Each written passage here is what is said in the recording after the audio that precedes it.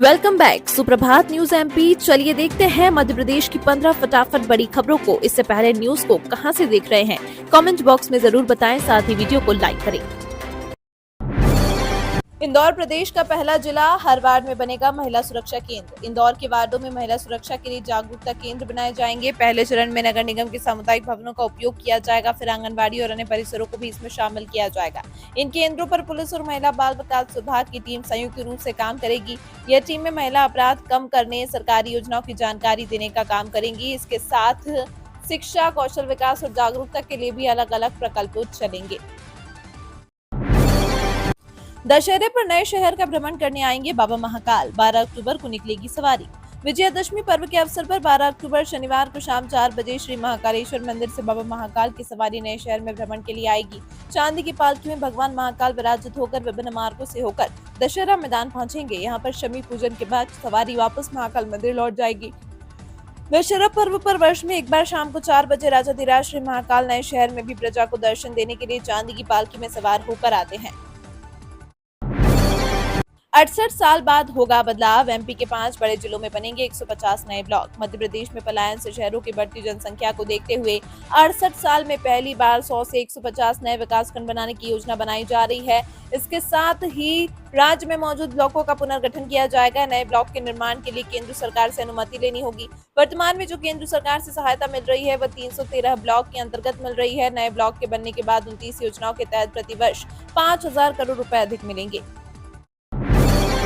MP के 55 जिलों की बनेगी प्रोफाइल, एक क्लिक पर मिलेगी ओटीओपी से लेकर निवेश संबंधी जानकारी। मध्य प्रदेश के 55 जिलों की प्रोफाइल बनाई जाएगी। इसमें एक जिला एक उत्पाद की जानकारी, जिले के औद्योगिक क्षेत्र और उनमें उपलब्ध भूमि, कितनी औद्योगिक इकाइयां संचालित हैं या बंद, और पर्यटन, खनन, कृषि सहित मध्य प्रदेश में निवेश की संभावनाओं के क्षेत्रों की जिलेवार जानकारी उपलब्ध होगी। मध्य प्रदेश में निवेश करने के इच्छुक जिले की प्रोफाइल में एक क्लिक पर यह तमाम जानकारी प्राप्त कर सकेंगे और अपनी सुविधा के अनुसार इसका उपयोग कर सकेंगे। 15 अक्टूबर से बदलेगा हवाओं का रुख, ठंड देगी दस्तक। अगले 5 दिन गर्मी से नहीं मिलेगी राहत। मानसून विदा होने के बाद शहर का मौसम बदल गया है। दिन व रात में गर्मी ने लोगों को बेहाल कर दिया है, लेकिन यह गर्मी एक हफ्ते और रहने वाली है। दिन का तापमान 34 से 35 डिग्री सेल्सियस के बीच रहेगा। न्यूनतम तापमान 23 डिग्री सेल्सियस के बीच दर्ज होगा। लेकिन 15 अक्टूबर के बाद हवा के रुख में बदलाव आ सकता है। उत्तरी हवा चलने से कश्मीर से ठंडक आना शुरू हो जाएगी, जिससे रात का तापमान 18 से 20 डिग्री सेल्सियस के बीच आएगा। सीएम डॉक्टर मोहन यादव दशहरे पर इंदौरियों को सौंप सकते हैं 4 फ्लाईओवर। इंदौर शहर के प्रमुख 4 चौराहों पर बनाए जा रहे फ्लाईओवर के लोकार्पण की तैयारी इंदौर विकास प्राधिकरण ने तेज कर दी है। मुख्यमंत्री डॉक्टर मोहन यादव दशहरे पर बबरकुआ और फूटी कोठी फ्लाईओवर के साथ खजराना और लवकुश की एक भुजा का लोकार्पण कर इंदौरियों को बड़ी सौगात दे सकते हैं। लोकार्पण के बाद इन चौराहों से वाहन का आवागमन आसान हो जाएगा और वाहनों को चौराहे पर रुकने की आवश्यकता नहीं होगी। इंदौर से दिल्ली के लिए नई उड़ान, वाराणसी की उड़ान होगी बंद। इंदौर से दिल्ली, मुंबई, बेंगलुरु जैसे शहरों की उड़ानों को तो यात्रियों की अच्छी संख्या मिल रही है, लेकिन दूसरे शहरों की उड़ानों को ज्यादा प्रतिसाद नहीं मिल पा रहा है। इस कारण अक्टूबर माह में इंदौर वाराणसी उड़ान बंद की जा रही है। उधर एयर इंडिया इंदौर से दिल्ली के लिए 27 अक्टूबर से एक और नई उड़ान शुरू करने जा रहा है। इंदौर से 26 अक्टूबर को इंडिगो का विमान वाराणसी के लिए आखिरी उड़ान भरेगा।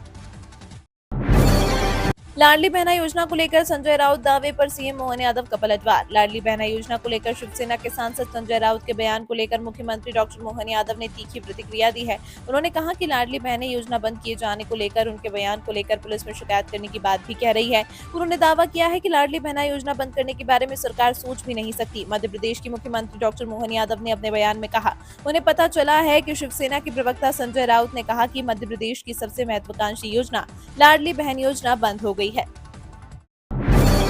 महंगी हुई हज यात्रा, इस तारीख से पहले जमा करानी होगी पहली किस्त। हज यात्रा पर जाने वाले अकीदतमंदों में इंदौर सबसे आगे है, तो वहीं डिंडोरी से सबसे कम केवल 3 लोगों का चुनाव हुआ।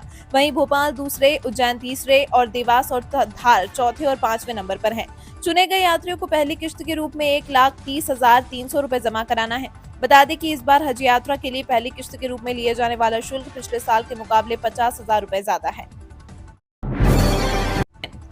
जल जीवन मिशन अधूरा, 7 साल में 111 गांव तक नहीं पहुंच पाया पानी। जिले में जल जीवन मिशन के अंतर्गत सतधरूस मध्यम सिंचाई परियोजना से 670 गांव में पेयजल पहुंचाने की योजना पिछले 7 साल बाद भी पूर्ण नहीं हो पाई है। वर्ष 2017 में शुरू हुई इस योजना को वर्ष 2021 तक पूर्ण करने का लक्ष्य दिया गया था, लेकिन 4 बार समय सीमा बढ़ाने के बाद 111 गांव में अभी तक जल सप्लाई शुरू नहीं हो पाई है। इन गाँव में पानी पहुँचाने के लिए अभी तक टंकियों का निर्माण भी पूर्ण नहीं हो पाया है। उज्जैन में विक्रम उद्योगपुरी का विरोध, ट्रैक्टर रैली निकाल कर किसानों ने किया प्रदर्शन। मध्य प्रदेश मुख्यमंत्री डॉक्टर मोहन यादव के शहर उज्जैन में औद्योगिक विकास के लिए भूमि का अधिग्रहण किया जाना है। किसान विरोध में उतर गए हैं। उज्जैन में किसानों ने रैली निकालकर विरोध जताया है। किसानों का कहना है कि उनके पास कृषि भूमि के अलावा कोई और रोजगार नहीं है। ऐसे में सरकार को भूमि अधिग्रहण को लेकर रोक लगाना चाहिए। उज्जैन में औद्योगिक विकास के लिए विक्रम उद्योगपुरी का निर्माण किया गया है।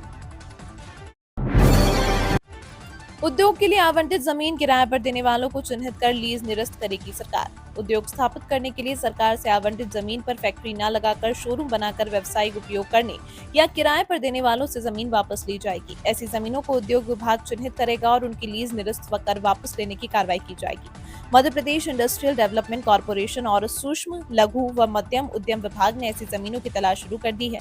जिलों से भी रिपोर्ट मांगी गई है। मोदी सरकार का कैबिनेट मीटिंग में बड़ा फैसला, देश में गरीबों को 2028 तक मुफ्त राशन मिलता रहेगा।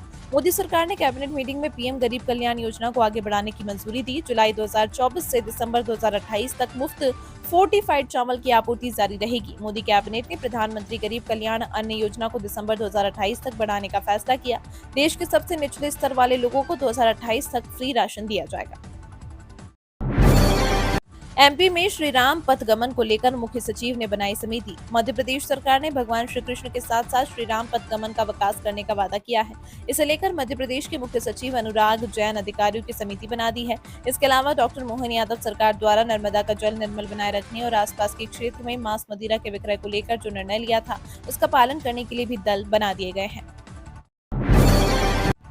हरियाणा में हार के बाद एमपी नेता प्रतिपक्ष उमंग सिंघार ने फिर ईवीएम पर उठाए सवाल।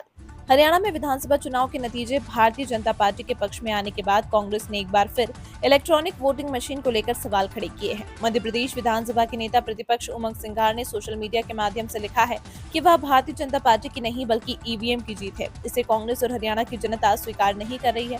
बीजेपी आरोपों को लगातार जवाब दे रही है।